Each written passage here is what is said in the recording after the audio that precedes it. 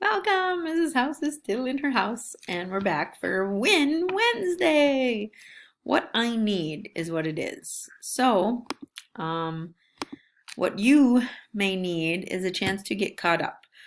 We're actually only going to have like a couple weeks of actual lessons so that we have a chance to let some people get caught up the very last week of school. So we won't have a lot of lessons on that last week so that you can get caught up, whichever method you chose. On Tuesday, I put a little blip down at the bottom that talked about choosing what kind of grading method you wanted. And there were two options, the pass fail or pass COVID no credit or the ABCD method. Okay. Either way, if you don't pass a class, you got a COVID no credit, which means you still need to make up the class in order to get credit. Okay, so it's still kind of like failing, but it's not an F on your transcript. That's what it means. You still have to make it up. So if you're a senior and you get a COVID no credit, you still may have to do summer school in order to get your diploma. Okay, and you have to make those decisions by Friday. The message is in your Skyward family, your family Skyward account where you can sign up. Okay, I put all that stuff right down here at the bottom of Tuesday.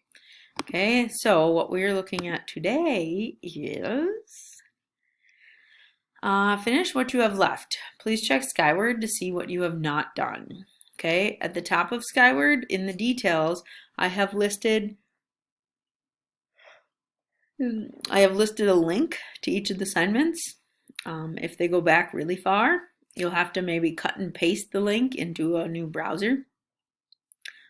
Here are the last things that a lot of people, going back to like solubility worksheets, maybe where people started not getting as many things done. The water test, if you still have this one to do. Or here's all of our acid-base things. I start in the number 1 was the first assignment that we had, and then we went to the one that was just yesterday. pH and POH worksheet. It was more working with the numbers.